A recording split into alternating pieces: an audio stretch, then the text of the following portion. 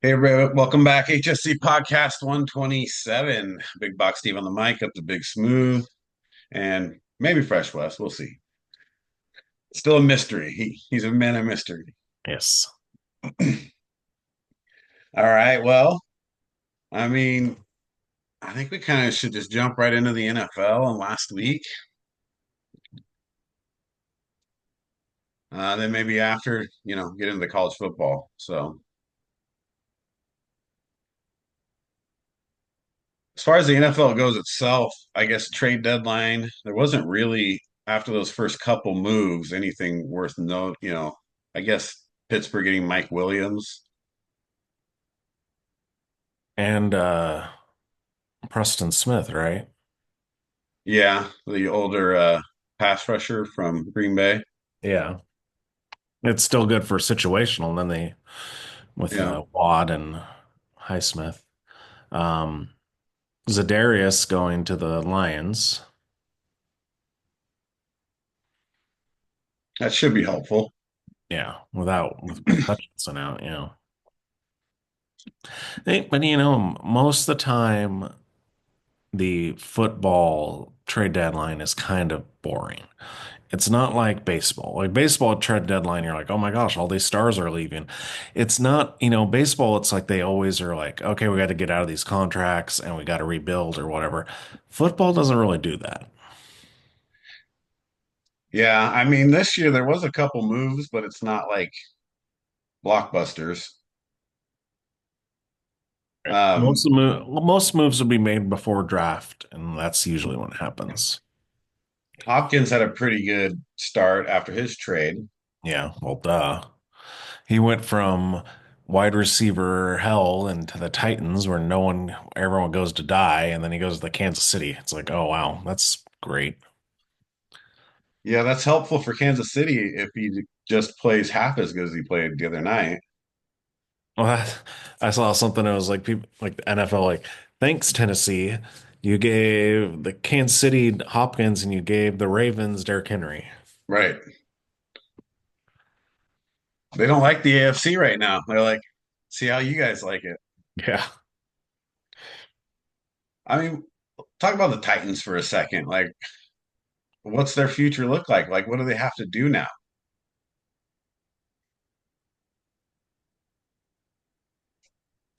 I can't even think of who they drafted last year. Well, I mean, they couldn't go quarterback again, right? Because they got Oh, Levis. I don't know.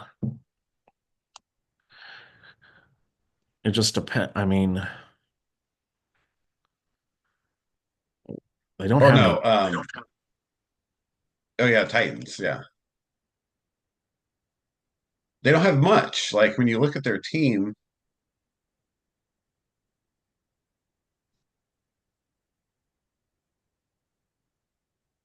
I'm just trying to wonder. Okay, so we think they were going to get Alt.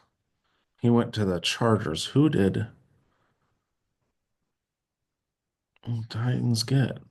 Oh, JC Latham. Eh. So they went tackle.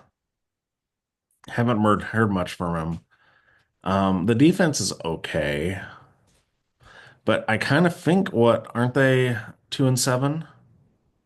Aren't they one yeah, of the two and like six. yeah, They're one of the 8 teams that are only have 2 wins? yeah, they're gonna be down there, but who knows how far, because a lot of teams are bad. Yeah. Well, because You've you're got looking, Will I Levis and Mason Rudolph, dude. right. I kind of feel like, I don't know what you think. Is it because Nussmeier has kind of started to play well? So is it like four quarterbacks? Are we going, or is Milrow out now? Because you got Sanders and Ward. They're surefire Right. top picks. Now is like Milrow on the outs and Nussmeier's moved into the third spot. Well, let's say there is four potential quarterbacks for the Titans. Is that where they're going with this first potential early pick? Well, if you look, so at the 2-7, 2-6 teams, right? The Browns, are they going to go quarterback? The Raiders are definitely going to go quarterback. Uh, Saints, Giants, Panthers, right? I mean, that's five teams right there in the that are 2-7. Well, everybody needs a quarterback right now. Yeah. Oh, I mean, you get it. The Patriots aren't taking a quarterback. No. If the Panthers are smart, they wouldn't take a quarterback, but they're stupid, so they probably will. And I don't think the Jaguars are going to take a quarterback because I don't think they just re-signed Lawrence. Right. Now, the Browns, are they going to dig their heels in and be like, oh, we spent all this money on Watson, we're not taking a quarterback, right? I don't know if you can after the season ending injury, Yeah, so bad. because you don't even know how he's going to come back anyway. Right. Problem is though, most what they want to do, and like your Bears are trying to do, is you try to win on your quarterback's rookie contract, right? Browns can't do that because Deshaun Watson's gonna take up all that money and you can't get rid of him because it's all guaranteed. Yeah. It's kind of like they're stuck. They're just gonna have to be in purgatory until his contract's up. Yeah. You never know what they'll do, though. I don't think Jimmy Haslam's one to just wait, just say, okay, we're getting rid of you. You can have 200 million and we'll just be done with you.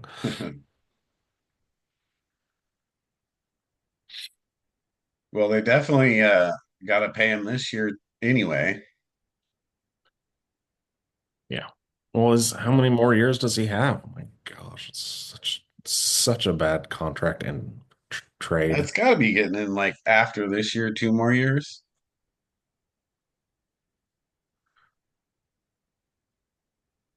maybe 3 more years.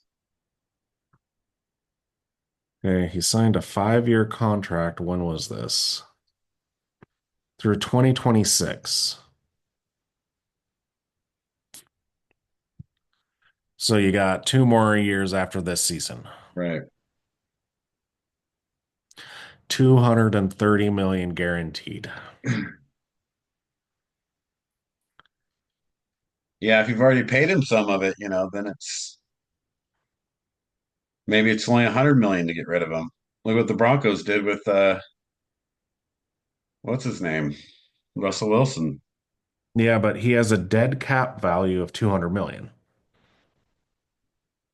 That's brutal. Yeah,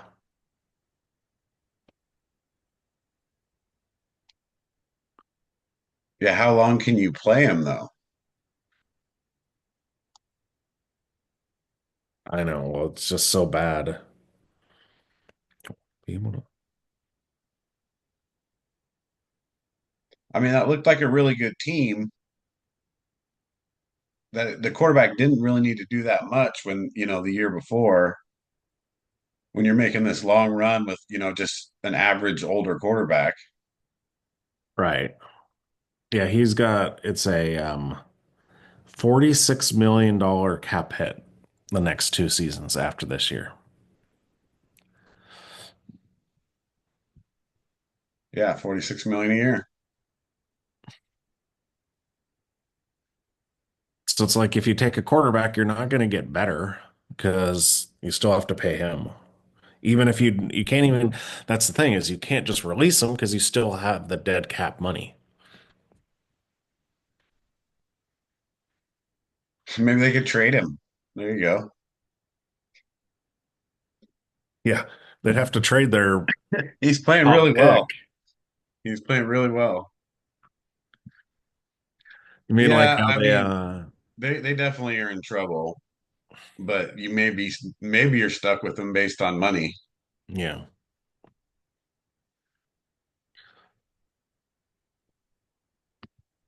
So Titans then the original question is then they may go quarterback even though they just drafted Levis because all the other thing they have is Mason Rudolph.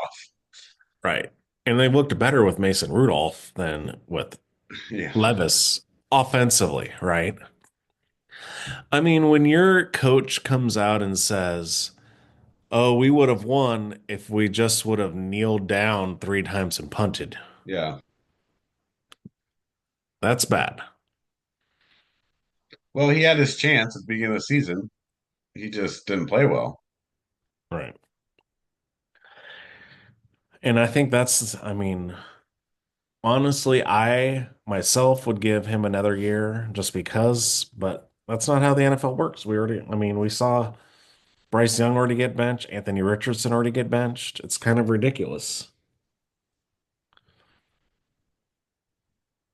Yeah, they're apparently quicker to pull the trigger, huh? Yeah.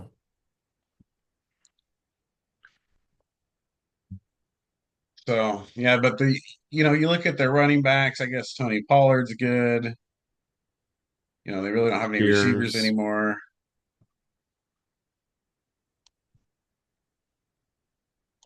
And their defense is decent. Yeah. So I just don't understand. You draft a lineman and you just got rid of Derrick Henry. Right. That doesn't make sense. Well, they thought Pollard and Spears could do it. It's a long way from Derrick Henry. Well, yeah, they're going cheap. That's what you do with running backs, right? You go cheap. I'm sure the Baltimore Ravens appreciate them going cheap. Oh, yeah. Well, Derrick Henry's an anomaly, right? I mean, he's still really good. Well, and to running back standards of yeah, recently, sure, that's the kind of the trend, right? Well, what is? Well, yeah, because He's way above. he's the same age as. Think about this. Same age as Todd Gurley. How long has Gurley been out of the league now? Yeah, he went quick. And that's the thing is like he was really good though. Yeah, he had some really, really good seasons for sure, Yeah. It's especially just that Derrick statistically. Henry's a freak. I mean, like, okay, you got Henry who's 30, you know what, isn't Mozart's like 31 or 32. You don't usually get guys in their 30s that could still run. Well, yeah, stuff like comparing to Derrick Henry, but I mean, Saquon's getting a little older. Austin Eckler's a little older. Both of them are still pretty solid. Yeah, I mean, how old is Saquon? Saquon's 3 years younger. And Eckler, what, is on he's a year younger, but he's in a committee, right? Because he's got Brian Robinson there. It's Yeah. not like he's the bell cow. And he even said he doesn't want to be the bell cow. No, like I said, it's not fair to compare him to Henry, but I'm just saying, there's a few running backs out there that are still performing pretty well, especially Saquon. He's looking really good in Philly right now. Well, yeah, because his legs are fine because he missed like 2 years. So he's tr technically doesn't have much wear Yeah. and tear. Here's the like Derrick Henry was getting, I forgot what the stat was. Did you see like what um his carries in high school? I've seen it before. I couldn't quote the statistic. He had 462 carries in high school. He averaged 327 yards rushing a game. Right. It's pretty insane stats for sure. Yeah. But you still, it's like you had 462 times before you even got to college. Well, that's why it shocks me that Tennessee would let him go, which is crazy to me for that organization because they're that type of team. Well, it's once Vrabel was gone, then they were like, we're starting over, we're getting younger. Plus, Henry didn't have a good year last year because their offensive line was garbage. Right. I don't think his Well, yards per carry were very good last year because it was like um, he was getting hit so many times in the backfield.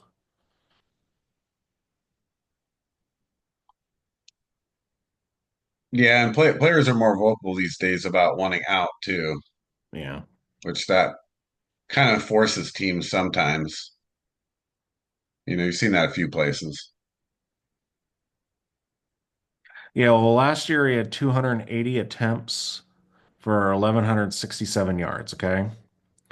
This year he's got 112 less attempts and he's got 1,052. So he's like 120, 100, Yeah, 9 games in. yeah, 115 yards away from surpassing last year's total. And he's still got 112 carries to go. Well, he's in ideal space. Yeah. Well, yeah, he's averaging the most yards per carry this year. He His best season was 2020. He had 2,027 yards rushing and 17 touchdowns. He's halfway there and he's 6 touchdowns away from that, his touchdowns. So they just Yeah, need he's to give gonna him the ball he's gonna more. kill his stats. I mean, who that's an ideal position for a running back, especially one that can carry the ball a lot of times, is the Baltimore Ravens, Right. except in the playoffs. But you're going to get the ball a lot, and there's a lot of attention on Lamar, and you're running, those RPOs with him. Halftime, you don't know who's getting the ball, Right. so that's a great position for him. Still interesting though that the technically the Steelers are still winning the division. Yeah. That was kind of off the radar. Because the Ravens inexplicably did not give the ball to Henry against the Browns.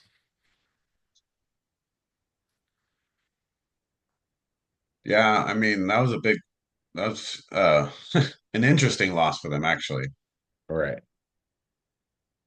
I don't think that was expected by too many.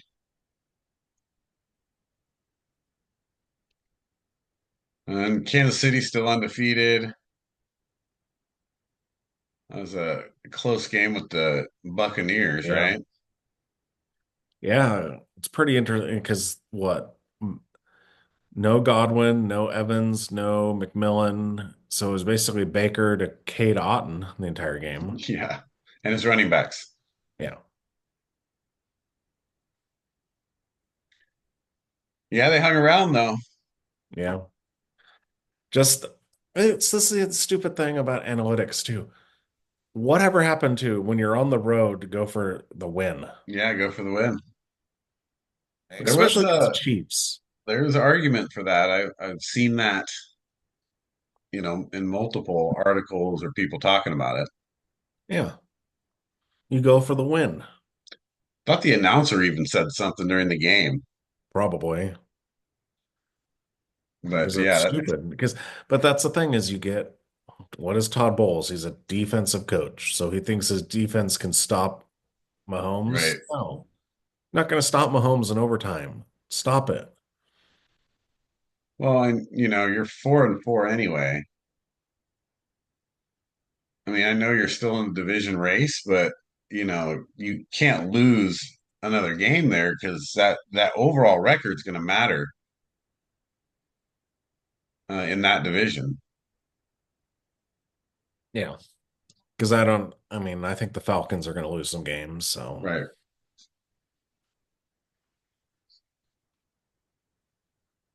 Although we probably get into this week too because aren't the Falcons and Buccaneers playing? no, No, Falcons are playing the Saints. that was the Saints. The I knew Bucks. that was a division game there. No, the Bucks got the Niners. Uh-oh. That's a great schedule. It's like, oh, you're going to play the Chiefs and then the Niners back to back weeks. Well, I don't know if there's is McCaffrey playing? He might be. Right. I know they released him from IR. Right. And he's been practicing, so That might be a tough for the Bucks because puts a lot more on the field if he's healthy.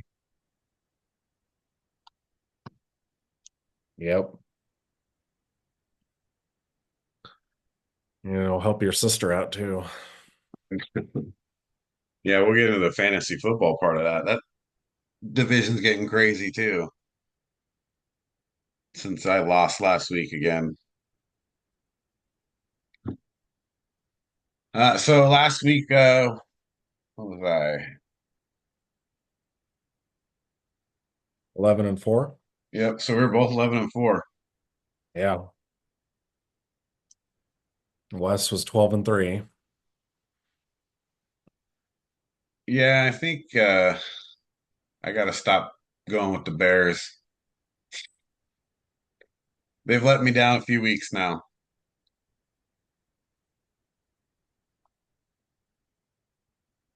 Let's see that Houston New York game.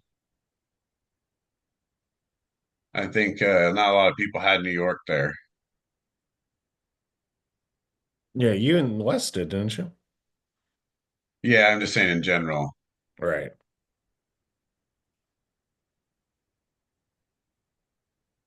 And then let's see, New England and Tennessee, they played bad in a good game. Right. New Orleans just maybe they're packing it in. They lost to Carolina. Well, they fired Dennis Allen finally. Right. I think once Olave got hurt, it was kind of the end of that game.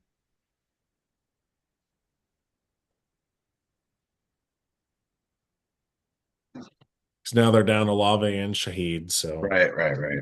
That's but I mean Carr just came back, right? yeah, So maybe they're not done, but man, you lose to Carolina and it's not looking good. no.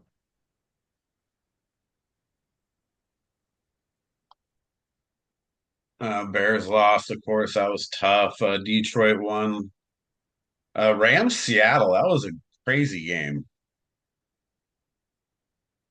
I Rams pulled know. that one out in overtime. Yeah, And then KC Tampa Bay in overtime too. So the late part of the last week was pretty exciting games. right.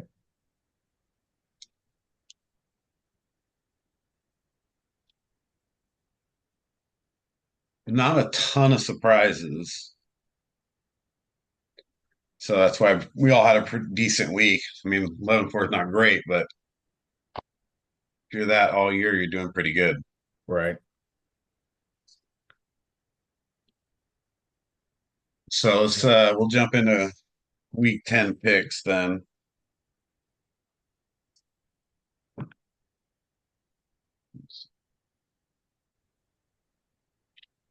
All right, so that's get into this week's NFL Week 10 picks. We got our HSC Podcast Week 10 picks coming up. Let's start with Thursday game there. Actually, kind of a big game for both teams almost. Right. We got Cincinnati at Baltimore.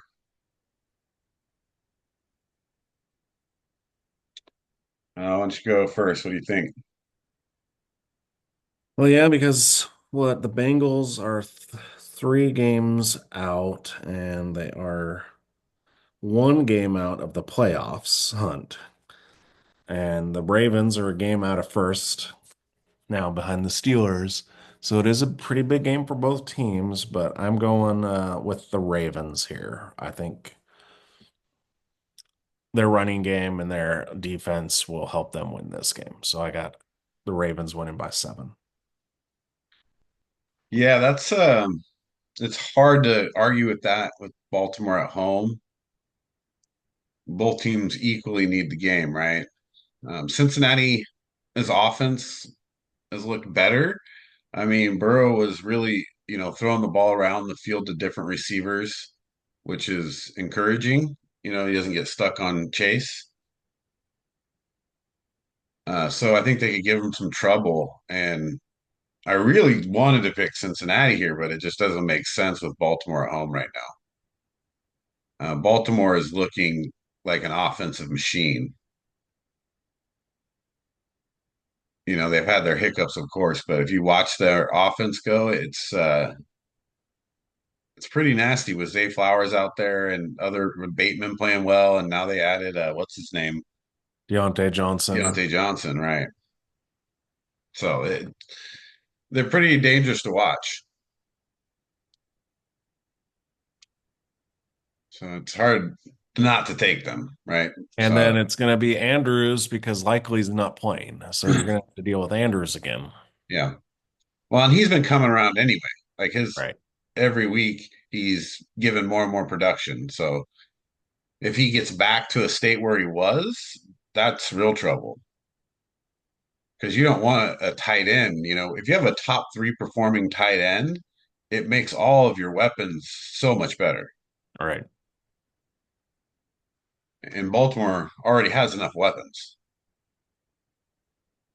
They're pretty tough. Um, Sorry, Cincinnati. It might be kind of their put them in that real tough wild card chase at best.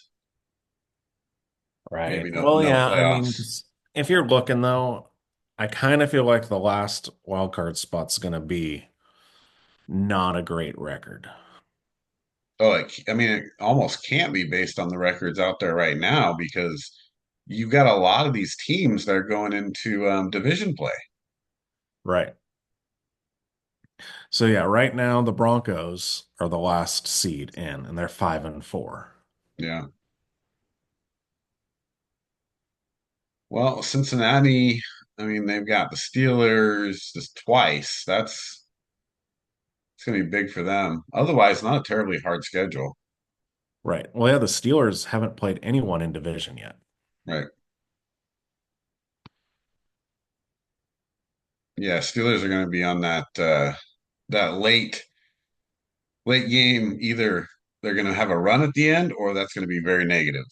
Right.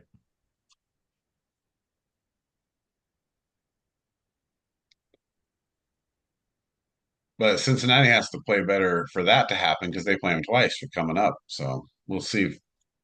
Cincinnati's in a tough position. Let's see, game two. Get back to the schedule here.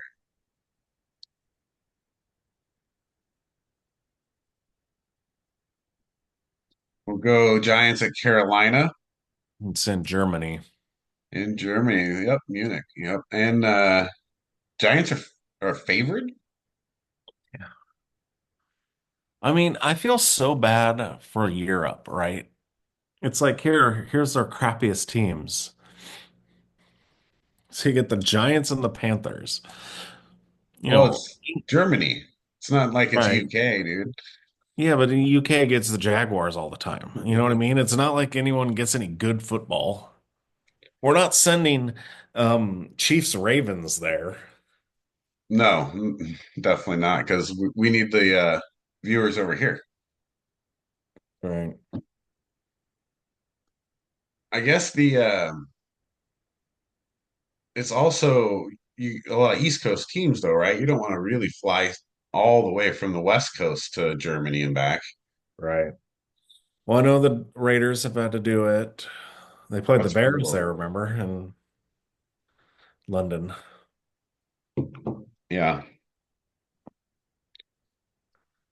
But yeah, yeah, that's tough though, because it ends up being short weeks for them with flying time right. Oh yeah, I mean, what? That's for like a team on the West Coast is what's 12 hours? to London. Yeah, and if you're like Southern California, you got to fly to Germany. How far is that? Yeah. Now we just need a team in Hawaii. I don't know. That's That's a lot of flying. Yeah. I mean, I guess everybody's flying everywhere, but then just back and forth across oceans, is that safe? Yeah, I don't know. Madden wouldn't do it. So two East Coast teams, Giants and Carolina, two equally poor teams. New York seems to be a little bit better. I stress a little bit better because they look really bad sometimes. But it's in Germany, so I'm going with New York. I'm going with the Giants. Yeah, this is a They won't toss-up cover though. because, huh? They won't cover though. Yeah. This is a toss-up because it is in Germany, and what the rule is, European games, you never know what's going to happen. You don't know what team's going to show up. On face value, the Giants are more talented, so I'm going to take the Giants here. They got neighbors. Their defense is pretty stout. Stranger things have happened, though. Right. Well, I mean, it should be a good game if you're not caring about their records, right? Right. And if you're up to watch it here on And the you don't West know Coast. if what it looks like for either team to be really bad. So maybe it's best that game is in Europe. Well, kind of, I mean, for us, we wouldn't have watched it anyway because it's been regional, so we wouldn't have had to watch it. But now that it's on TV, it's 6:30 in the morning. Yeah, no thanks. Not for that game. Yeah. There might be games I would watch, but that's not one of Catch the second half. them. Yeah. All right. Well, Bears and Patriots here in Chicago. Chicago's 6.5 favorite. I'm taking the Patriots here. Oh, I it's just getting bad, huh?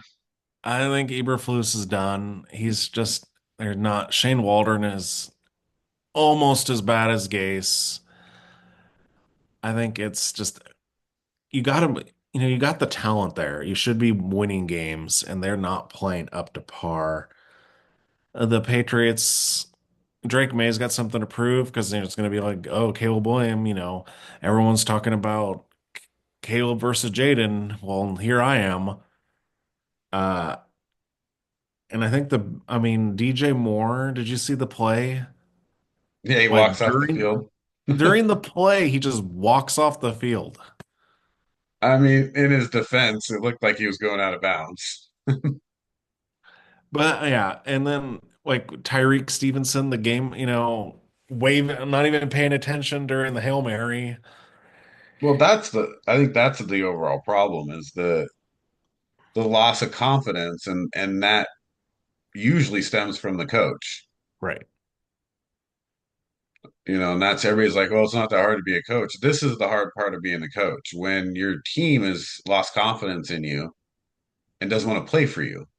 right, You get a lot of that every man for themselves, or, it's kind of just a, 80-90% effort. right. They're making business decisions. Yeah. I mean, they're still getting paid, they're still under contract, so they got to do their thing. But, that's what everything here is about money, yes, for the NFL, but for these guys and these teams, it's still about the season and the way they play. And Chicago doesn't seem to be understanding that or doing it. But I'm still taking Chicago. When it comes to like the division games, it'll be a different story. But New England, man, if I pick New England right now over my team, like I'd rather just not pick. This might help them get rid of Eberflus, though. Yeah, I mean, 2-7 Patriots though. They beat the Jets and the Bengals week 1. They're feisty. Yeah. They hope they are because they got a fairly tough schedule coming. They might get another top five pick here. Well, yeah. Well, that's what they're talking is getting Travis Hunter Right. because I think they have the first pick right now. And give you a little bit of firepower on offense. Yeah. And defense, right?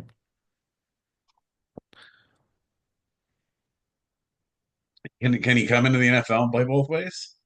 Yeah. If he wants, I mean, there's no rule against it. No, I know there's no rule against it. I'm saying you think he can come into the NFL and play both ways.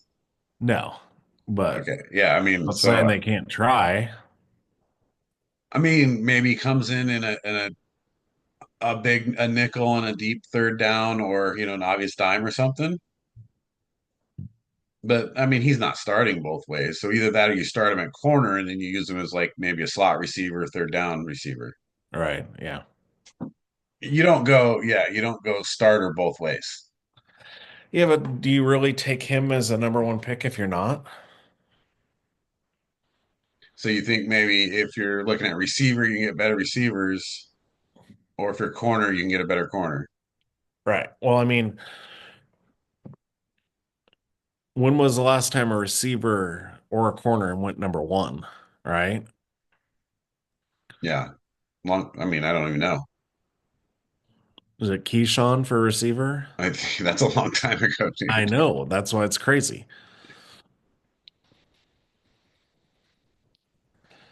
Yeah, I mean it's that. I mean, it sounds right.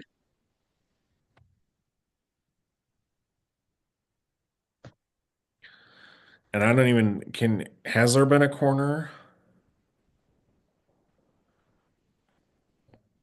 I'm sure there. No, not, but not in recent history. I'm sure if you go back far enough, you'll find it. What? This says was Keyshawn not? I thought he was the number one pick. Was he not? Didn't he go the Jets number two, actually, or three? One. Yeah, that's here. I thought he was number one. Let's see here. Irving Fryer. Yeah, Keyshawn, he was the number one. Yeah, 1996 was the last time a wide receiver was taken number one. Yeah, 28 years ago.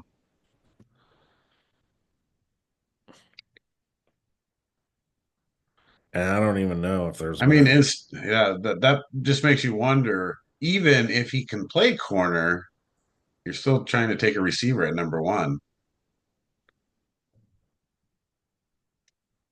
Yeah, I mean, let's look here. I don't think most of the time it's either quarterback, edge, or offensive line, right? Usually number one. Yeah, and New England isn't known for drafting like offensive talent early. Yeah. Yeah, I don't think there's a corner. So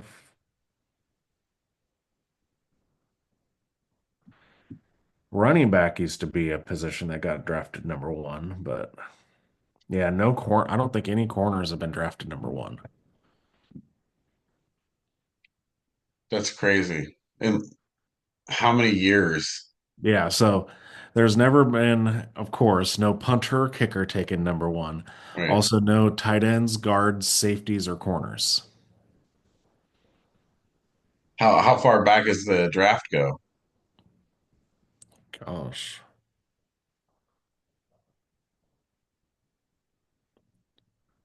I feel like it's a lot of years, like 80, 90 years.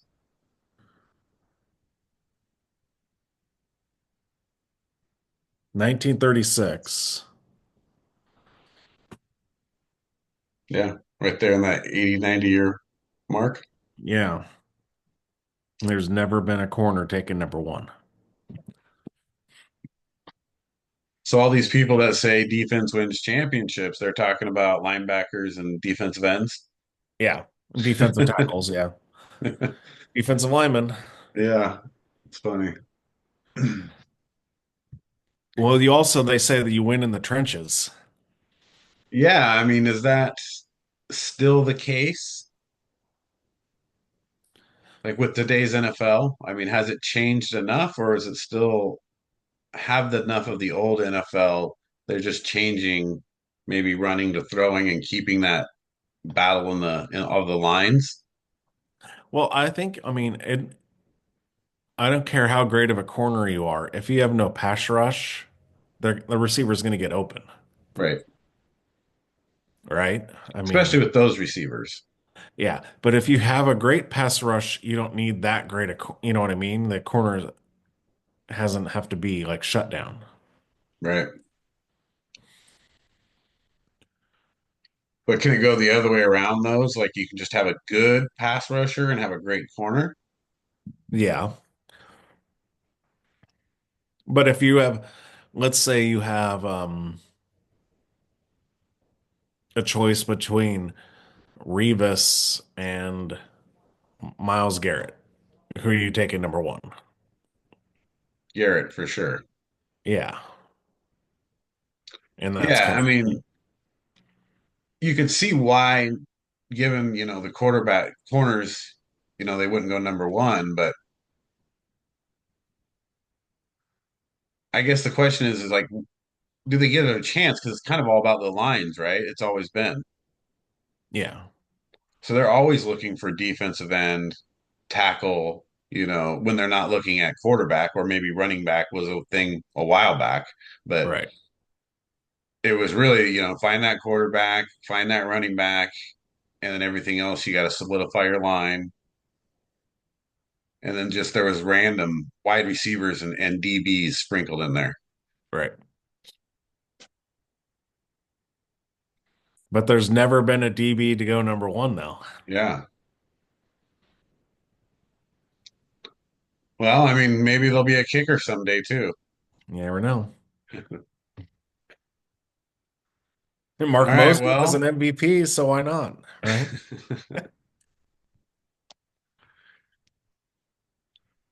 I mean, anything can happen. That's for sure.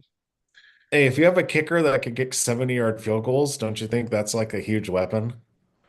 If all of a sudden there's a kicker that could do that, I mean, did you see the Buffalo kicker the other day? it was a Tyler Bass, right? Yeah, 61 yarder to win it. Yeah, and he had room to spare. And then wasn't it, isn't it the Brandon Aubrey from the Cowboys, right? He's got a leg. Oh yeah. I mean, there's plenty of them. If if they hit it right, most of them are making a 60-yard field goal. Right. But you imagine though, let's just say there's a kicker out there that could make an 80-yard field goal, right? Well, And now he's you an might be, anomaly yeah, you might be start talking about a first round talent then, because and you'll be able to kick a field goal anytime you have the ball pretty much. Almost, you know what I mean? right? You get five or That might be 6 yards worthy. and kick it. Yeah,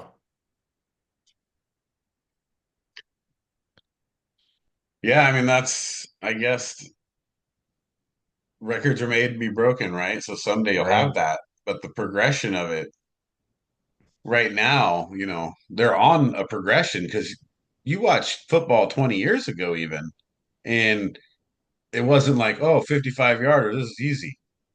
right. Like these guys make these 50 plus yard field goals consistently and easily with distance. Right. Yeah. Now it's like, it used to be a handful, right? You got like a few guys that could do that. Now it's like almost every team has one. Right. I mean, who is it? Detroit? They're bringing in like guys working at McDonald's or something. Well, was he the one from like USFL or whatever? I don't know what he was doing. Like he was talking about like he was so doing something different, and then all of a sudden now he's in NFL and how it was like a big deal. Yeah, Jesse Bates, right? Whoever's kicking the ball for them, I have no idea what his name is. Here, let's look. Uh, Jake Bates.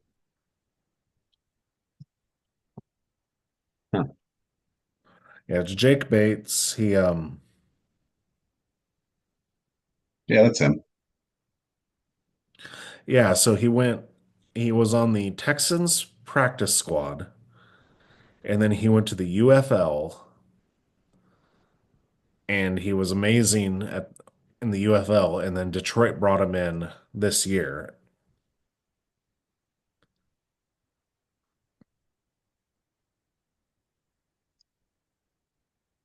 Well, he's having a pretty good year. Yeah. I mean, he doesn't kick the ball far though. Either Well, that or Detroit's offense just is too good. right. In the UFL, he had a 64 yarder. Jeez. Well, because you watch into games now, and it's changed the way you see the end of a game in 2 minute drills. They don't need that much once you've kicked the ball off to get these guys in field goal range. Right. Like it's not far for them to go.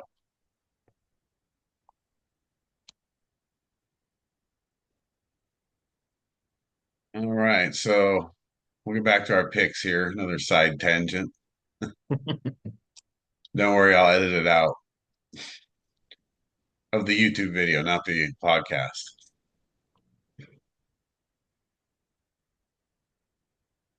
All right, schedule. We are on. You're taking New England. I took Chicago. So we have a swing game there.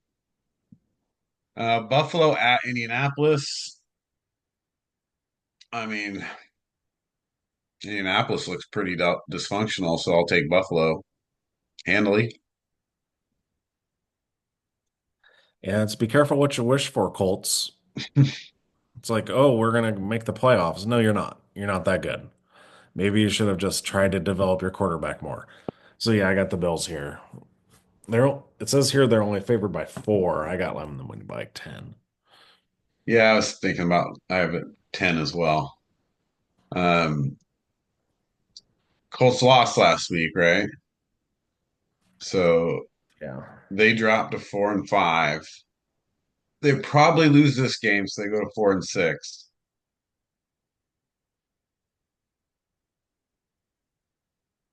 I mean, they're still in the hunt, but that's going to Yeah. make it harder, because you got Chargers at 5-3, Broncos at 5-4,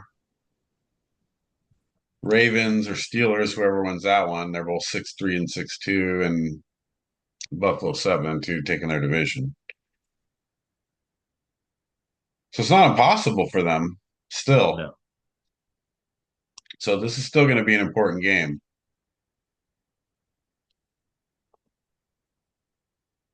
So I suppose this would be the game where it's really going to be like either a payoff for them or like, man, you look really stupid.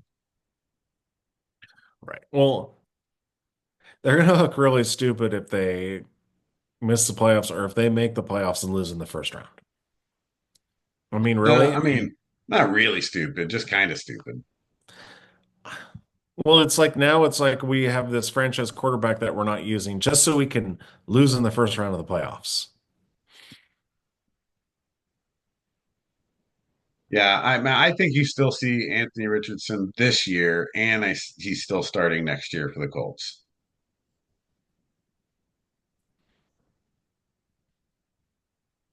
You might even see him this year, but either way, he's starting next year for the Colts, in my opinion. Right. But they have to win this game, and this is a big one because 4-6 is a lot different than beating Buffalo and going 5-5. Exactly. But they're still going to lose, I think. So I'm still riding with Buffalo on that one, just because they look a lot better as a team.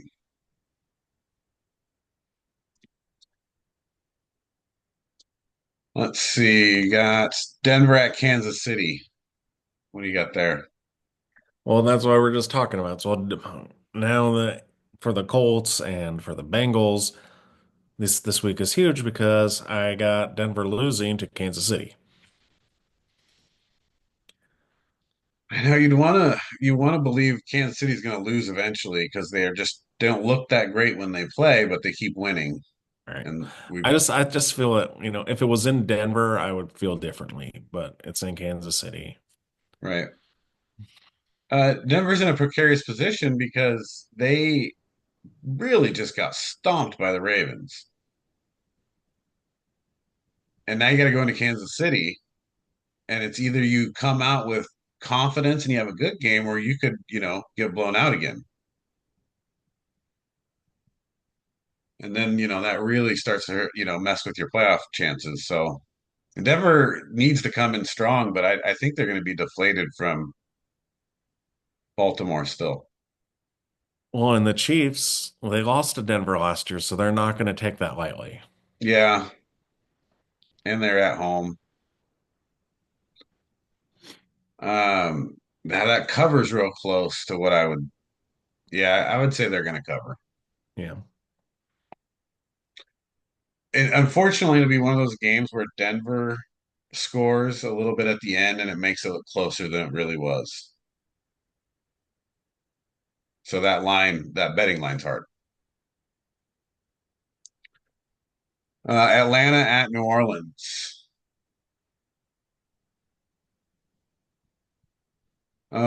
So I know you said Atlanta's not going to win much anymore, but I just don't know what to expect out of New Orleans at this point. They obviously lost to the Panthers. The big change up in coaching. So I got to think Atlanta is a little more solid right now. So I'm going to stay with Atlanta here. And obviously they're the favorites still. So they'll cover. Yeah, I'm taking the Saints here. Uh-oh. Uh, Carr's back in a second game. They're going to have new new coaching.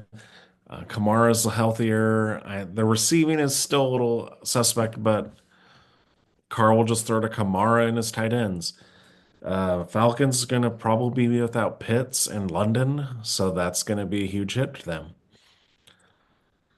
And they're probably going to take the Saints lightly. They're going to be like, oh, the Saints lost to the Panthers. Well, they're not going to be anything. So I'm taking the Saints here. Yeah, Crazy.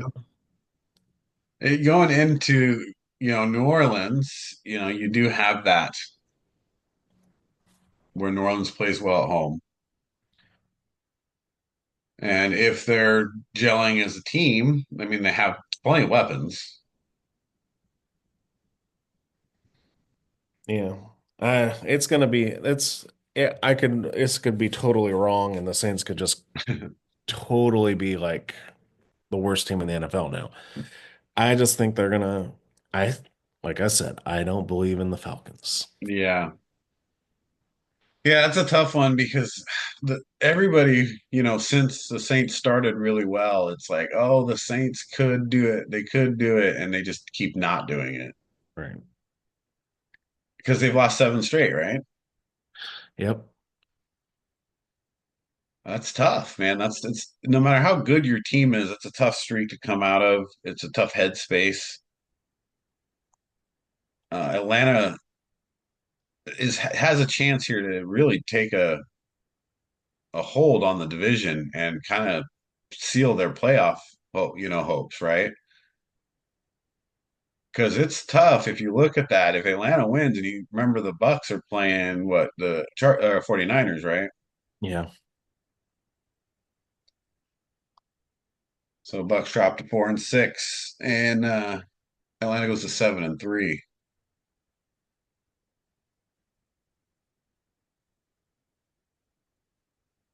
And 7-3 isn't terrible in the NFC, anyways. But I'll tell you, there's some records to be dealt with there when we get down there. All right, so there we go, another swing game. I have to let you get back in it, Steve.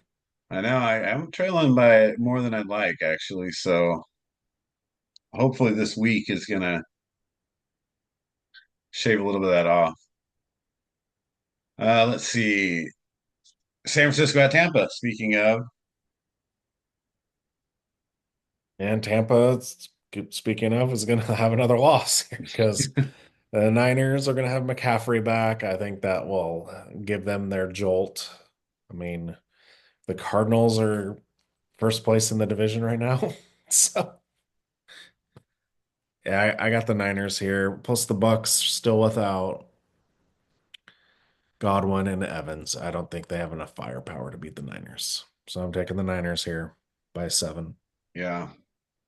I mean, they're going into Tampa as a almost 7 point favorite.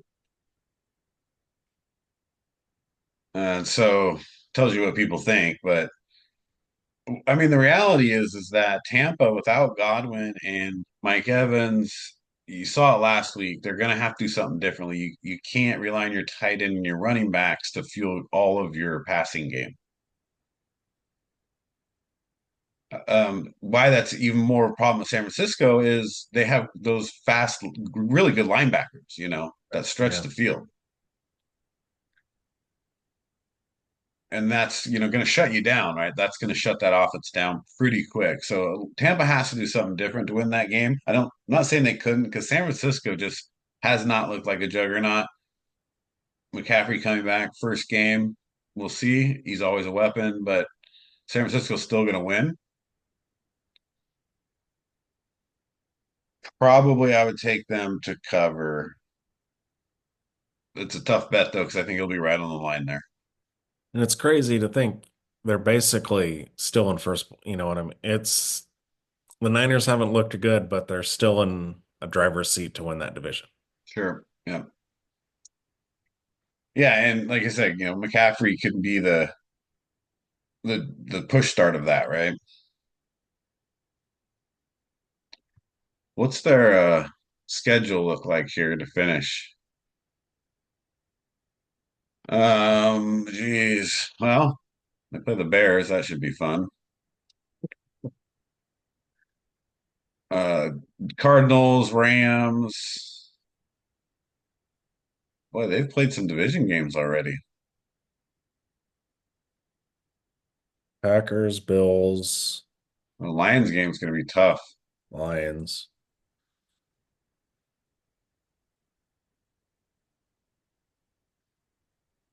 Yeah, Packers, they're not looking so good either. So I don't know that's as tough as a game as it used to look like.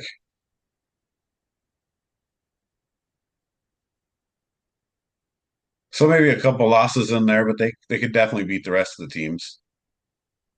Well, yeah, they are 1-2 in the division, though. Yeah, and that's rough when those are early games too. So they still got some work to do in San Francisco. So I'm taking them there. Pittsburgh at Washington. The battle of the two teams that you would never have guessed had these records. Although Wes said the Commanders were making the playoffs, so we got to Yeah. give it to Wes. Well, they haven't made it yet, but it sure looks like it, doesn't it?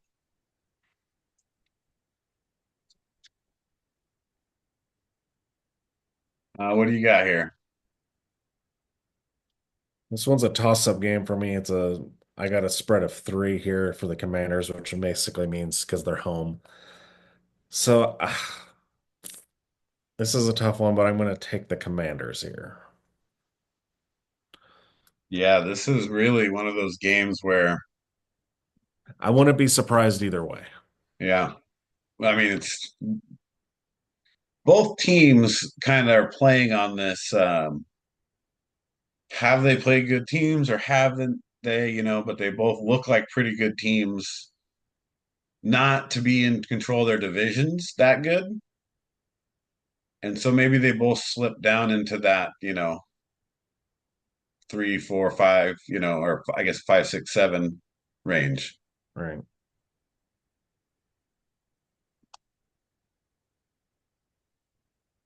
I guess you got to kind of look at them, say which team between the two has more confidence coming in this game, has more going. They both have a lot rolling. I'm going to stay with Pittsburgh on this one.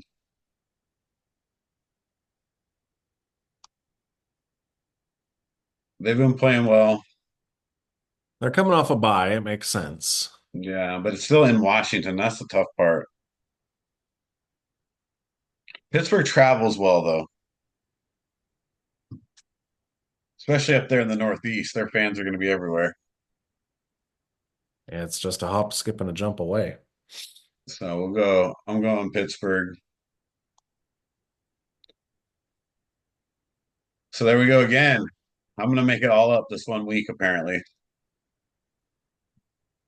All right, Minnesota at Jacksonville.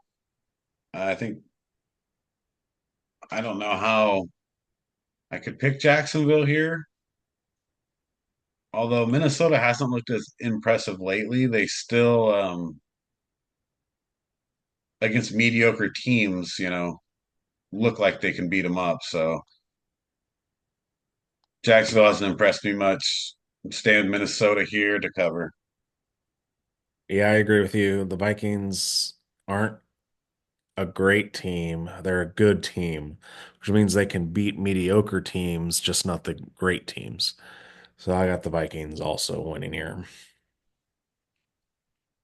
Yeah, I guess what's the prognosis in Jacksonville? 2-7. How many did they lose in a row last year after being in first place, right? Yeah, I mean they lost four in a row to start though. Like they went the opposite way this year. Yeah, I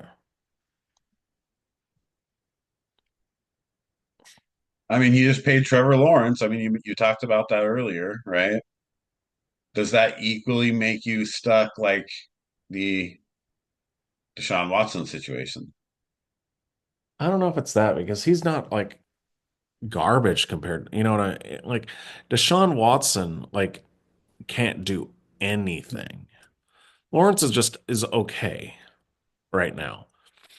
He should be better, like the weapons he has.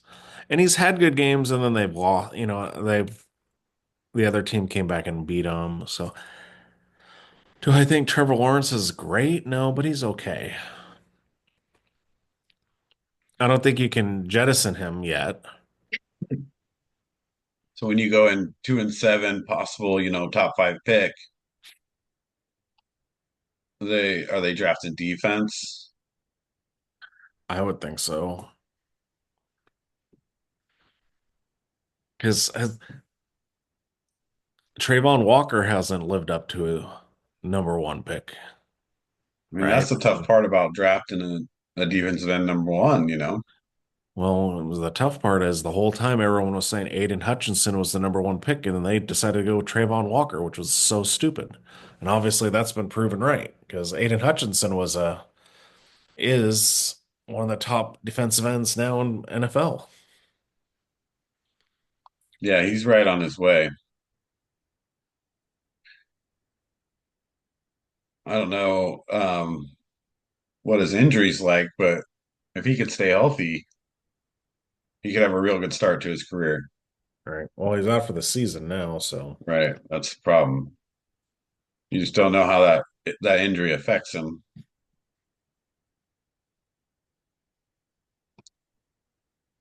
Usually a season-ending injury like later in your career, it's easier to know, but early in your career, man, you see guys, really fall off after injuries.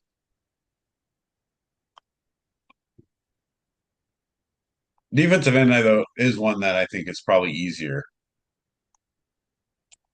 to I come guess back. I'm looking at his stats. Trayvon Walker has 6.5 sacks this year, so he is kind of playing better.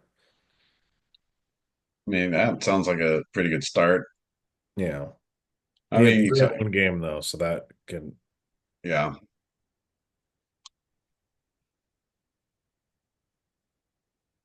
Well, it's just interesting because Jacksonville at one point last year looked like they were on their way to being a playoff team and a potential force maybe the following year, but they just haven't lived up to that this year.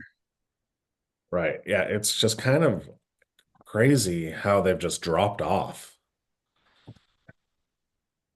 'Cause, yeah, they were what, the number one? They were playing for being the number one seed in the NFL and then just losing every game after that. Yeah.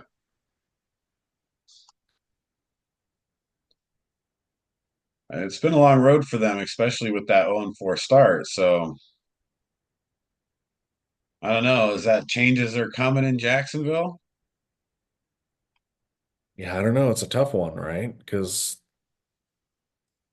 you bring in Doug Peterson to win, and he hasn't been doing that. Yeah, I imagine you don't have as much as leniency when you come in, and you're like there to turn the team around and win, and it actually has gone downhill.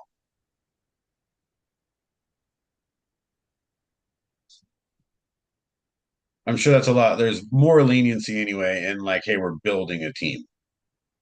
Yeah, exactly. So we'll see what happens in Jacksonville there. Tennessee at Chargers. Let's see. I got the Chargers here. It's at home. Tennessee, like I said, we talked Tennessee earlier. They have a pretty good defense. Not much in the offensive game, I mean, you get a little bit of running out of Spears and you know, I got him on my fantasy team too, and I can't remember his name right now. Pollard. Yeah, Pollard. Uh, he gets me decent points, but he hasn't had like a real big game yet. And he's really like their only offensive weapon. Yeah, I mean, well, I isn't mean, that you look at crazy? it. Don't they have Calvin Ridley? I mean, he hasn't either. He was hurt. Was he No, he's returned? just not. They're just not throwing. It's just where Tennessee is where receivers go to die. That's tough for Ridley Yeah. because now Hopkins is gone, right? And so there's no one else taking any attention up. Well, no, they still have Burks. Yeah. Yeah, they have Burks. Um, he's just not Rid- good. Ridley has 27 catches for 399 yards this season. That's But that's ridiculous. not going to cut it as a number one in the NFL though. No. And he's leading their team too. It's so bad. And then you got split time with Rudolph and Levis. It's hard to know who's worse. Rudolph definitely statistically is performing better. Just think about that. Like Mason Rudolph, who couldn't beat out Kenny Pickett, is playing a lot better than Will Levis. Yeah, but they're still not winning. Right. Well, So that's it what I doesn't matter. also I got the Chargers here too. Harbaugh's got that team playing, run the ball, play defense. Right. They're gonna win that game. Yeah, Chargers aren't in bad shape right now. No. With this game coming up, like, you look at that,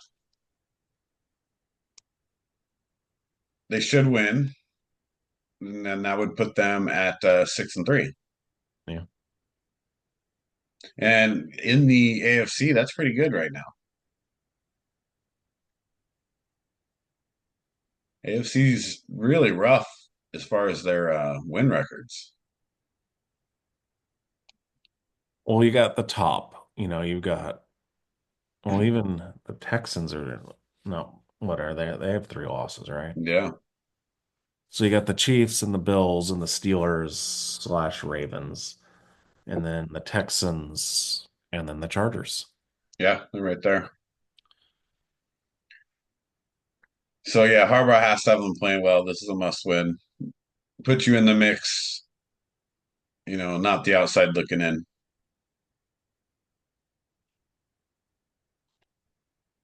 All right, so we both got the Chargers there. Wait, let's see. Oh, I don't know if they cover though. We'll see that. I mean, that's a big cover, 7.5.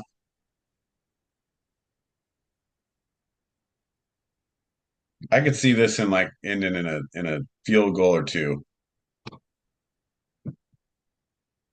16 to Oh, 10. yeah, I don't know if I'd take that one. Philly at Dallas. How do you feel about that one? Well, I got the spread as 7, which is kind of crazy because I thought it would be a lot more. You got Micah Parsons out, Prescott's out, Lamb might be out. Yeah, I'm definitely taking the Eagles here. And Dallas might have be turning it in for the season. I would think so. The funniest thing well, oh, um, Dallas gave Carolina the same or bet I can't was it same compensation for Jonathan Mingo that the Chiefs gave for DeAndre Hopkins. That's crazy. I mean, I saw the trades. It's just, I don't know what you're doing there.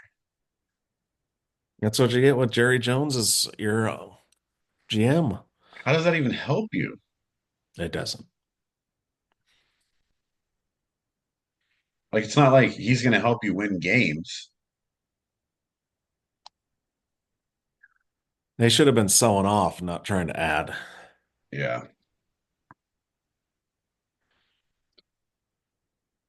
Well, obviously, they haven't given up yet. Cooper Rush is going to lead them back. And he's going to beat Philadelphia, right? Is that what you got, Steve? No, it's not what I got. Although, Cooper Rush has had his moment before. Was it the beginning of last season or was it 2 seasons ago? And Dak had the hand Right. thing and he didn't start the first like 5, 6 games and or he started one game, got hurt, and then didn't play for 5 or 6 more and Rush was like 4-2 or something. Right. Yeah. Yeah, I remember that. But I think yeah. Without Parsons, and I don't know if Lamb plays, I don't think that's gonna happen.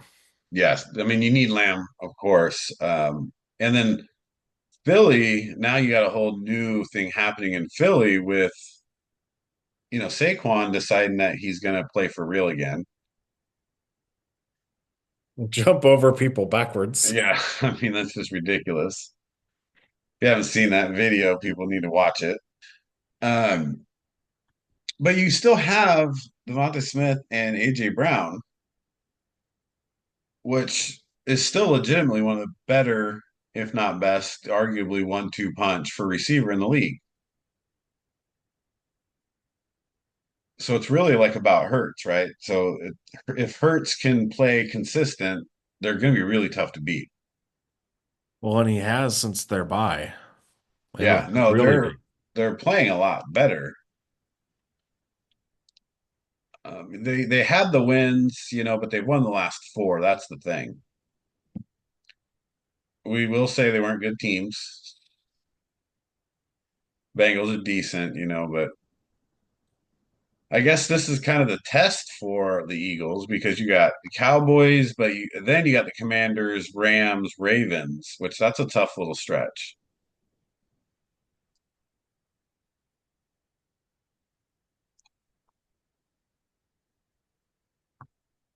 So Philly should win this game. It's even in Dallas, but again, I don't know if they're going to cover though. I think they will. I think they won by 14. Yeah. I think it's a dumpster fire for Dallas. Well, if it's 6.5, I'd say yes. I need that 7 or better. But Philly's definitely winning the game. So we're going both Philly on there. Jets at Arizona. I think I know who you're going with this. Oh yeah, definitely the Cardinals. Yeah, at home. Yeah, F the Even Jets. they're saying even money. Yeah, like Devonte Adams is like, oh well, we're putting in the work, and I'm like, yeah, right. You don't know how to put in the work, dude. The You're gonna give up because you're hatred gonna for lose to the Devontae continues. Cardinals. You really hate Dante now, huh? Devonte, yeah, Devontae, yeah. when you quit on a team, Yeah. that's when I kind of, Well, it's kind of sketchy to be injured, demand a trade, and then be full health again. right. That's a sketch. Yeah, and then go on Kay Adams' show and be like, I don't know why Antonio Pierce liked a thing about me wanting to be traded. I don't know why. Yeah, you do because you asked about it, dude. Stuff, and that's where I can't stand when they like try to be like the victim. You weren't the victim. You're the one perpetrating it. Well, when we talked earlier about, more and more players have more and more influence on the trades. Yeah, well, just be a man about it and say, yeah, Yeah. I want out. Don't be like, oh no, I don't. Right. Like you don't want to didn't want to go play with Aaron Rodgers. That Right. sounds accurate. Meanwhile, the Cardinals, they've won three in a row for their last five. And not easy teams. I mean, beat the 49ers, beat the Chargers, barely beat Miami, but then the Bears didn't even show up, so they got to win there too. I mean, you start out with 1-3, now you're leading the division, Or well, kind of. I mean, you're record wise, you barely lost to the Bills. You barely lost to the Lions. So that was two of your early losses. You got destroyed by the Commanders, but yeah, the you destroyed the Rams, you beat the Niners, and you got killed by the Packers. So they are up and down. yeah. This is the trap game, right? They only play good against good teams. Yeah, but the media says that the Jets are a good team. Well, we don't believe everything the media says now, do we? Well, maybe the Cardinals do. Um, yeah, I'm swinging on this one too. So the Jets, like you have to win this. If you can't go 3-7.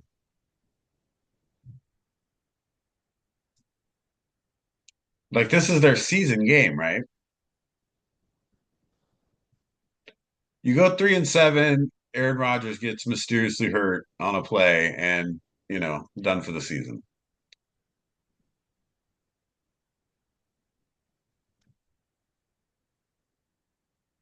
I'm going, I'm going Jets. See, I might get them all back right here. It's interesting that, we have pre-picked and we have a lot of different games. Yeah, usually when it's just the two of us, we pick everything the same. It's pretty close generally.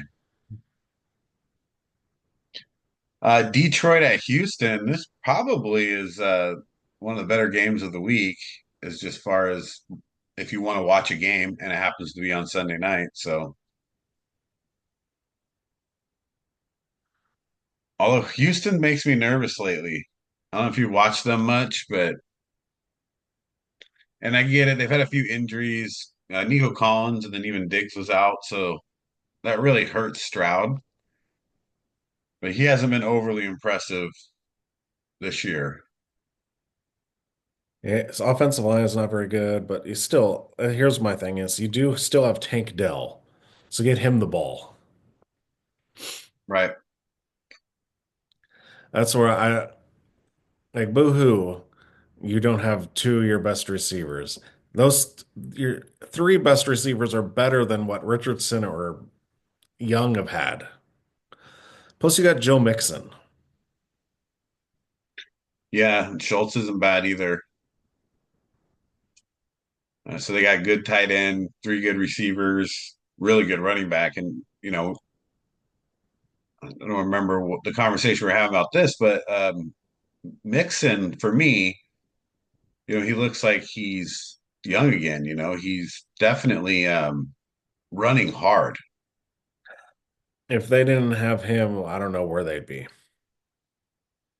I mean, he's right there at 100 yards a game. CJ's having surprisingly actually a decent season. He has a low touchdown interception rate, decent quarterback rating. His yards per game, 237. I guess you'd call that a little low with his receiving core, but they have been hurt too.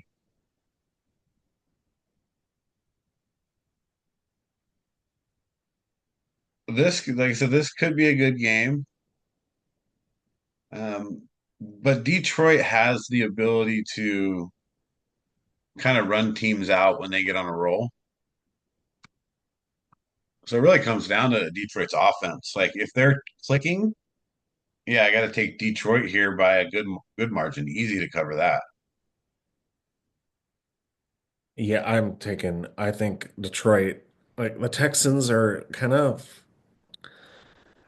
they're not playing that well. And we've seen it eye test wise. And the Lions are playing well. So I feel like this is going to be a Sunday night game where everyone's like, ooh, Lions Texans, and it's going to not be a fun game to watch. Detroit's just going to get on them quick and get the momentum. I got Detroit by 10. Yeah, that's the fear of this game.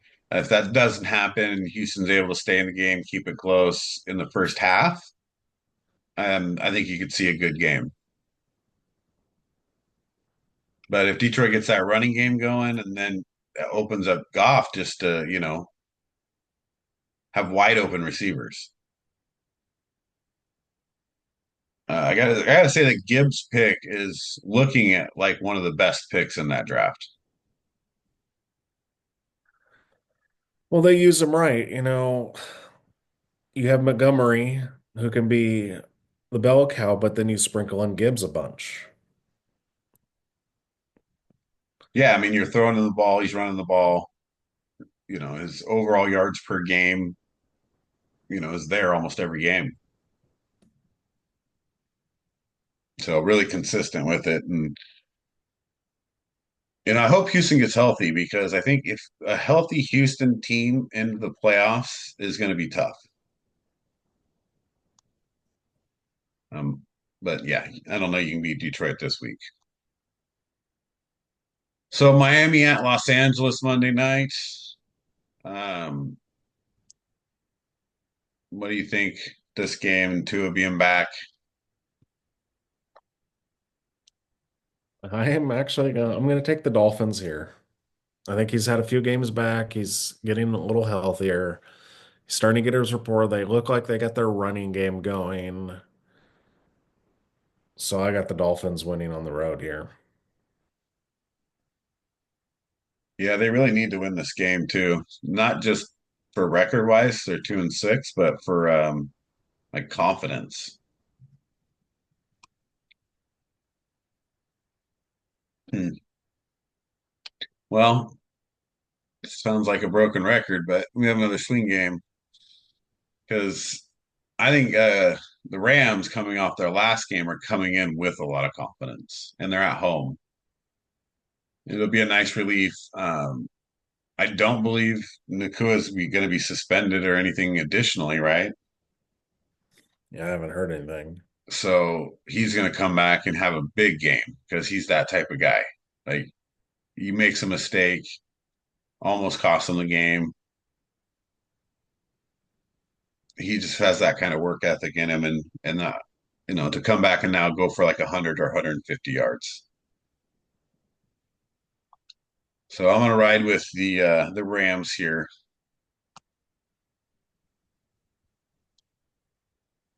and definitely to cover because it's 1 point. Well, there it is. I mean, that's Lots of swing surprising games. on how many different, yeah, the games we were different on.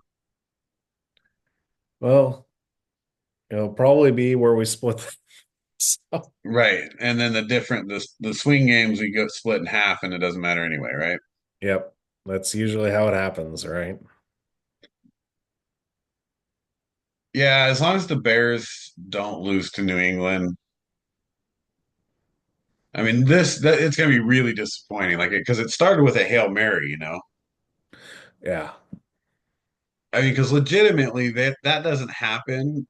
there's not as much turmoil. They're 5-2 or a whole different team. But that just like was a dagger. They're having a harder time recovering than I thought, but that's probably a lack of Eberflus being able to coach. Yeah, because you have to get your team up to play. Yeah. Yeah, so that's a big game there. So Raiders obviously on bye, but Got rid of Getsy. A little too late, but yeah. that's not a good look, right? So you just get him and now he's gone after 9 games. Well, they were nine bad offensive games, though. Yeah. Well, he didn't look good at the Bears, and now 9 games in, fired by the Raiders. Is anybody hiring this guy? I mean, position coach, that's about it. Yeah, See, that's why I don't get why did the Raiders hire him to begin with? He got fired from his last job as an OC. He shouldn't be just given an OC job right away. yeah, and from the Bears, that their offense looked horrible. Even just an eye test looked bad. And that's why I feel like Antonio Pierce is going to get fired at the end of the year. That was his call. You Yeah. can't be that stupid to hire him. Well, I've seen it already plenty of times where it's time to replace Pierce. So not during the season, but after the season. Yeah, if I'm the Raiders, I mean then I make a big play for Ben Johnson and give him tons of money. Yeah. Well, it doesn't matter who needs a coach. Like Ben Johnson's name is there. So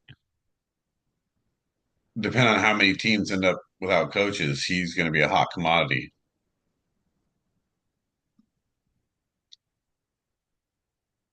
And let's see the Jets, right? Yeah, They're going to need a coach. Saints, Saints, Bears. Bears, Browns coach. I don't know. Safe, Well, I think so because I feel like it's Haslam is making him play Watson. right? McCarthy, Cowboys will need a new coach. He's You would think so, right? But you never know with the Cowboys. Then like wild cards would be the Giants, Jaguars. Jags, I could see. I don't know. The Giants, they seem too loyal to people. They're still thinking about that playoff win. Yeah. But I wouldn't keep him. Of course, what are you going to do with Daniel Jones? Dude, if anyone from the Giants should be fired, it's the GM. Saquon in your own division? That's smart. Literally, the owner goes, I don't want Saquon going to the Eagles. Yeah. I won't be able to sleep at night. And now he went to the Eagles and Yeah, he's that's playing rough. really well. It's like maybe you should have paid him. Yeah. Yeah, that's going to be rough for them and great for the Eagles for sure. uh, Spend time with NCAA or NCAA football, college. So let's just kind of look at the big games this week. Anything sticking out? All I want to say is Florida probably would have beaten Georgia if Lagway hadn't gotten hurt. Georgia was in it the whole time almost, right till the end. So you gotta, hats off to them because Georgia's apparently a top three team. Yeah, we didn't go over the playoff. Yeah, so they released the playoff ranking, right? Yeah. Alabama is in the playoffs right now. Right. Well, a couple teams lost last week that really kind of changed the landscape of the top 15. Yeah, Pittsburgh. Well, Iowa State was a big one. Yeah, Iowa State, Pittsburgh, Kansas State, all losing.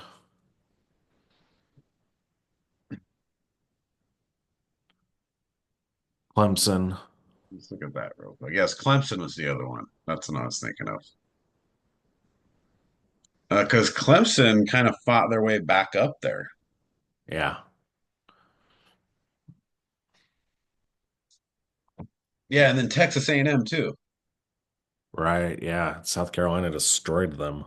Yeah, that was not a good week for those like bottom 10 early teens. Well, it was good for SMU. Well, yeah, plus they beat number 18 on top of it. Well, they weren't even, they were, wasn't Pittsburgh higher last week, though, too? It wasn't even 18. Undefeated Pittsburgh. Yeah, they were well, this said they're ranked 18th at the time. Yeah. Yeah, and then pretty much, so SMU has, now we said this before with other teams, like we thought Kansas State was going to be fine and then they lost, but SMU has a week off. And then Boston College, who's 4-4, Virginia, who's 4-4, Cal, who's 4-4. Well, I mean, it's they're on their way to Miami, right? Yeah. So we can cut let's here, hang on a second. Okay, so yeah, as far as the playoff, so SMU and Miami right there, they're gonna have that big ACC playoff, right? What happens to a team like SMU if they lose that game? Well, they're not in right now, so they won't be in. I mean, But by the time they get to the end of the year and they're undefeated, you got to well, imagine other. SMU has one loss. Oh, I guess one. Well, even one loss, right? If say you're going to be ahead, wouldn't they be ahead of a three-loss Alabama if they go with just one loss and then just lose in the championship game? You would think, but But that's the problem, even with the 12 teams, right? We've expanded it, but you're still going to have these situations where those SEC, possibly big 10 teams are going to get in over, some of the ACC, Big 12, or even other schools like, let's say Boise State had a couple losses or something, but finished with only two losses. Are they going to put them in there?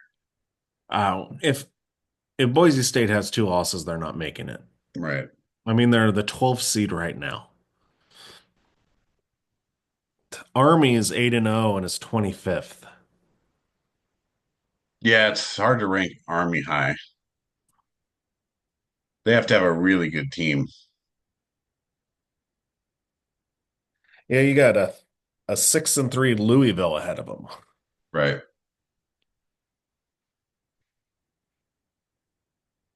That's an interesting team to think about going to the playoff. Army. Right. But I mean, a lot of this is going to work itself out because, Oh, once you get close to the end of the season, plus when you have all your championship games, like that's going to change everything anyway. yeah, the SEC is going to,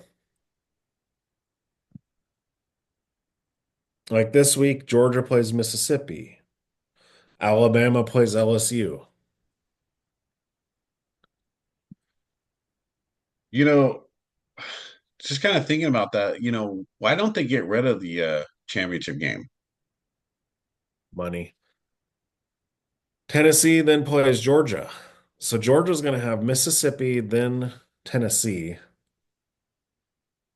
Right. I was looking at remaining schedules the other day. pretty interesting ones in the Big 12 as well. Yeah, Texas looks like it has the easy road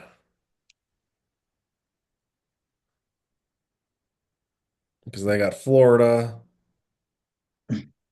without Lagway, so that's not going to be good. Arkansas, Kentucky. Oh, never mind. They do end up with Texas A&M. So Yeah. it could be Texas could have a loss, Georgia could have a loss, Alabama could have a loss. They all could have one more loss. Well, yeah, and look how many there one, two, three, four, five of them tied in conference with one loss, and another three teams with two losses. Like, there's no clear-cut winner of the SEC. It's going to be a lot of changing around as for that conference anyway. Yeah.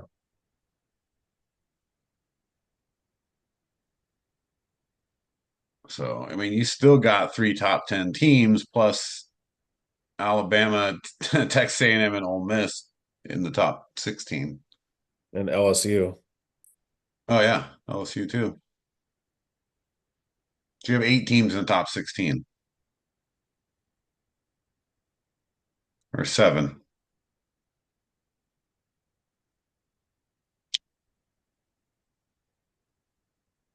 So rankings right now, the playoff right now, it's interesting where they're like, hey, here's what the playoff looks like, but it doesn't because all most of those teams have conference championships.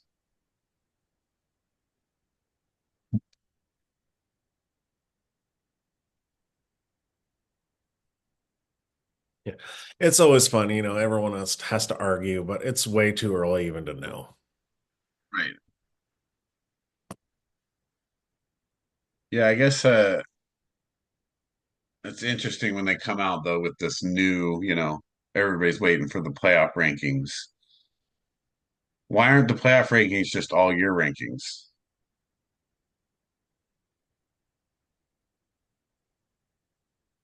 You need to be able to do calculations, Steve. You need to wait till you can get a strength of schedule. Yeah, I mean that helps, but you can just add that into the formula later.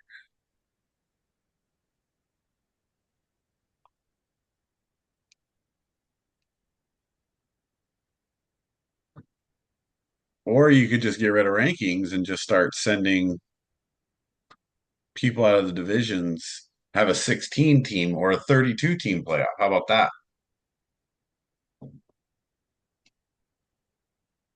You cut the season short by a game, get rid of conference championships. Now you can have a bigger playoff pool. Now we're getting crazy, Steve. Let's not get crazy. Wouldn't that be cooler to have a longer playoff tree? Yeah, like a March Madness. Yeah, almost. Then you get a lot more teams in too.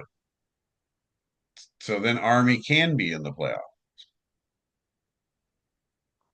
And they won't be as because that's the whole thing is they're talking about because the TCU make it into the national championship game and getting obliterated, Right. even though they did win a game in the playoffs, right? That's the whole scare is you're going to get a team like, Army or someone not that good, and they're going to get obliterated on national TV. Right. And they're going to lose their ratings because everybody's going to turn the game off.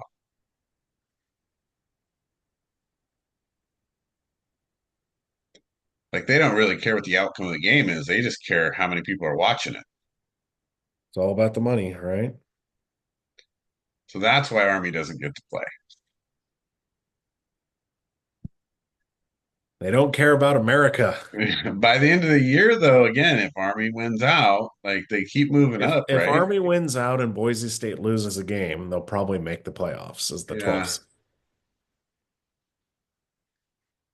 because they want to have one token team in there that's not a power four conference Yeah, team. you have to, right? Or you have to try anyway. The funny one will be if it's Washington State. Right. They're 7-1 right now. So Who are they playing?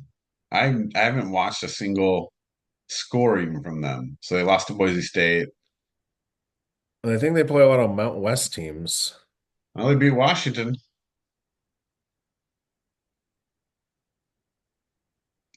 They don't Yeah, I really think they're have any playing the tough Mountain games. West, Yeah. which will be the Pac-12. But those are all teams like you should beat because you were Pac-12 last year. They beat Portland State by 40. Oh, they beat Texas Tech by 21. Yeah, I mean they've played a few good teams in there. I mean Boise State's good, Washington, they're a Big Ten team.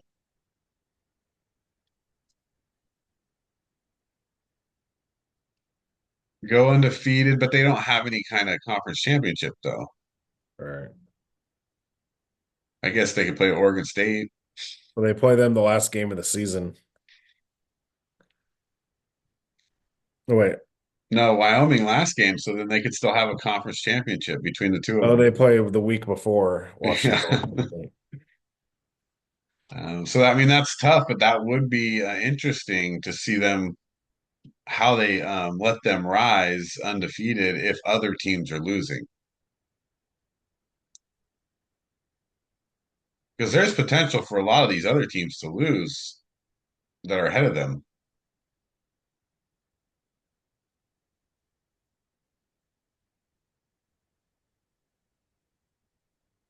I don't think if Boise State wins out, then Army and Washington State have no hope. Right. So Big 12, like, another interesting one was looking at Colorado's potential. So Colorado or Iowa State and Kansas State play, right? Well, it comes down to BYU. Are they not having a Big 12 championship? Oh, you mean if Colorado play? Well, I'm just saying they could get to the Big 12 championship. Yeah, they can. I mean, Colorado's got what, Oklahoma State their last game, Kansas, both of them are easy. Utah, Texas Tech.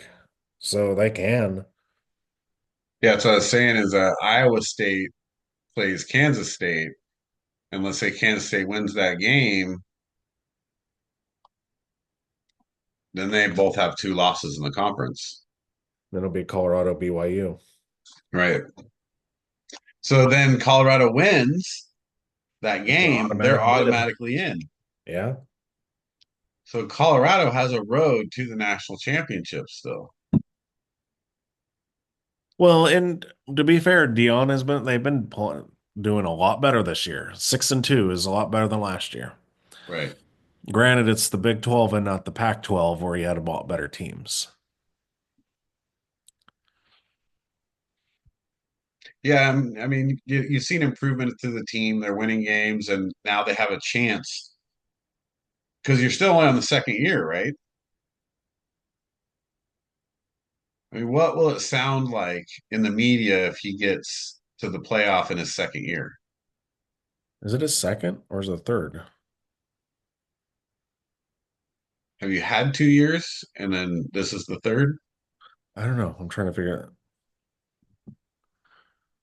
I don't remember. I thought he had one where they. I felt like it was just last year, but maybe I'm just Oh, getting you're old and right. Yeah, 2023. okay. Yeah, because yeah, you're right. I don't know. Time blends together these days, so you never know. Um, I guess let's see. Let's look at, I mean, anything in week 11 this coming week. You got top five playing, but they're not playing very good. Oregon, Maryland. Maryland's in the 25. Big Ten now. Yeah, 25-point favorite. Geez, it's really not a great weekend. Alabama, Alabama, LSU. LSU, yeah, right there, you got it. And I would say BYU, Utah, Well, it's a and battle then for Utah. Colorado, Texas Tech. Yeah, I mean Colorado, they got to win out, so I would expect them to win that game. And then Georgia, Mississippi, because, Beckett is not good. Yeah, that's interesting because I heard that I heard some of the announcers talking about it, saying, what's the concern at this point for Beck as far as his draft stock? Is he still a top quarterback selection? And you watch him play recently, and man, it does not look like it.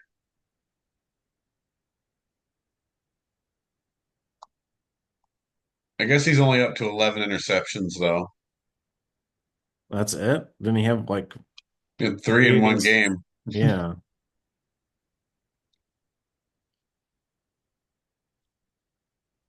He hasn't looked great. And like obviously Mississippi in their last game would Dart throw like six touchdowns.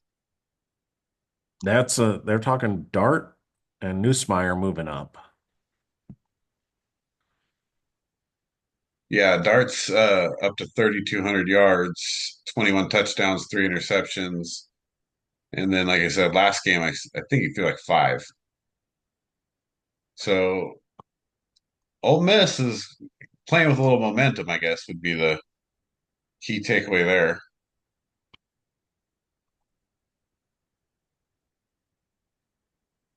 I don't know. I still probably think Georgia wins that game, but I wouldn't want to be playing Ole Miss. You got to score some points. Georgia hasn't been looking that good.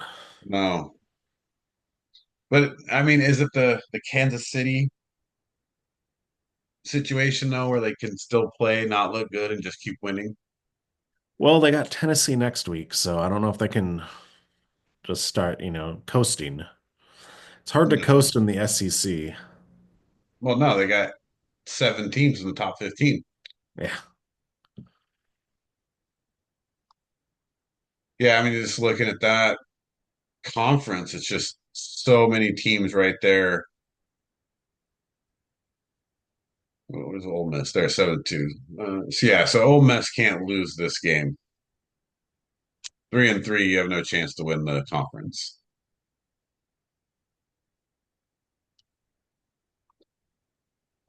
It's at home for them. Georgia's only a 2.5 favorite. Man, that sounds like upset waiting to happen. What do you Well, we think? need chaos this year, right? We don't want any undefeated or one lot. We want a bunch of two-loss teams. We got to make it hard for the playoff. Yeah. I don't I know. mean, I think I'd take Ole Miss in that game. Georgia's gonna lose.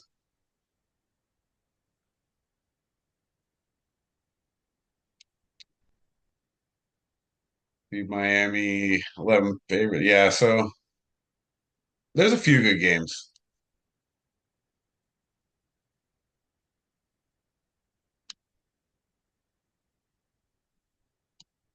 Well, so college football playoff. We'll get more into that close to the playoffs. Fantasy rough loss. Lost to my sister.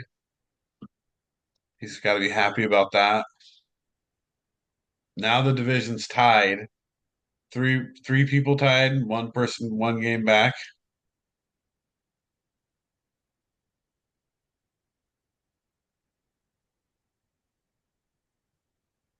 well, I lost too, and Wes is one game back of me. Yeah. I mean, playoffs are still a little bit away, so there's still going to be some moving around. But man, there's the divisions are separated. Like ours is just bunched up and you guys are spread apart. It's really just you and Wes up there.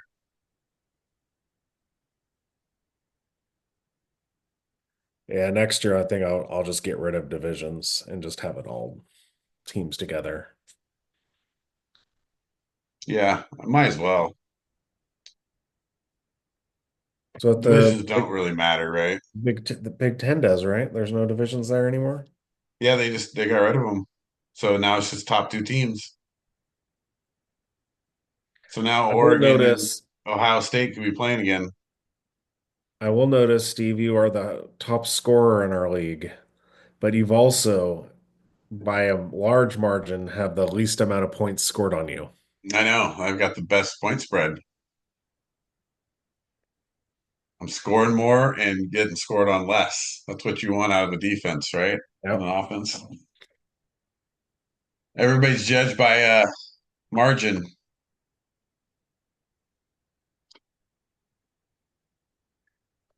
Yeah, I guess it's just down to, I was thinking about that, just looking at my team. It's hard to find any good replacements, and so it's like I'm just rolling with my team now. Yeah, pretty much. Yeah, I got three starters on bye this week, but I think I should be fine.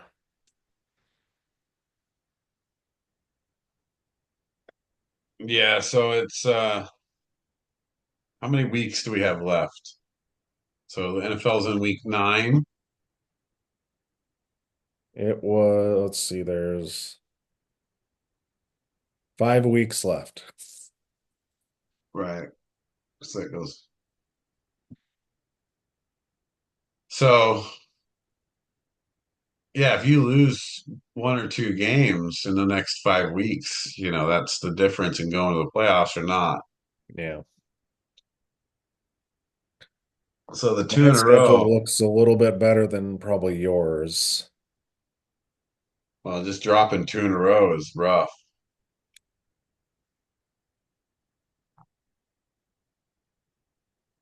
Not when you're, only got 5 games left.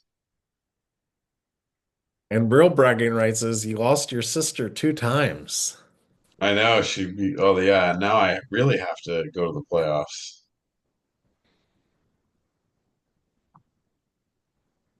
because no matter how many you lose in the regular season, it's all about the postseason, right? Yep.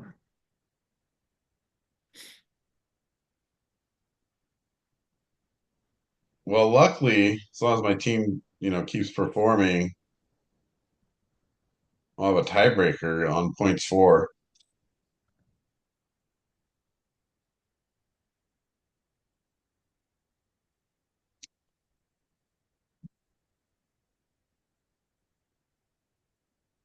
Yeah, it's not going to be easy here as we finish up, Yeah, looking at it, if the playoffs started today, you'd play your sister in the first round, right? and I'd have team night. So it'd be really, the stress would be put on both of us. Yeah, but I still have to play team night and Tom's team and Josh's team. Never know. Yeah, I have to play your sister the last week. And I got Wes next week. Well, we'll see how that plays out. Better not be another losing year.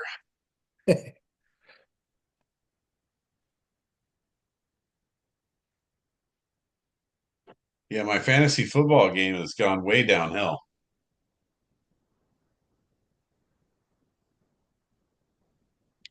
I don't know why. I always play the wrong guy, and I have the other guy sitting on the bench.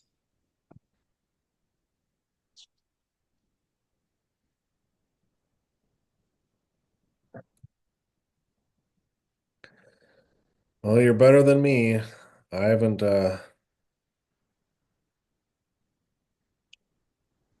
you've made the playoffs both years, so Yeah, barely. Well, actually, I've had pretty good regular seasons. It's the postseason, and that's the problem with the way fantasy works is because you're playing, the playoffs at the end of the season when some teams aren't really playing and some players aren't really playing for sure. And so that really affects the team you played all year because then you have guys that might be sitting.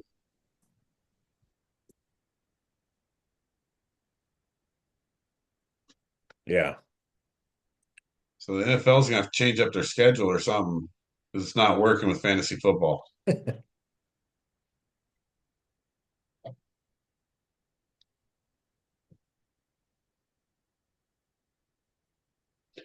There's really, and I was thinking about, it, like, what other way could you even do the playoffs if not like that you're doing it, you know?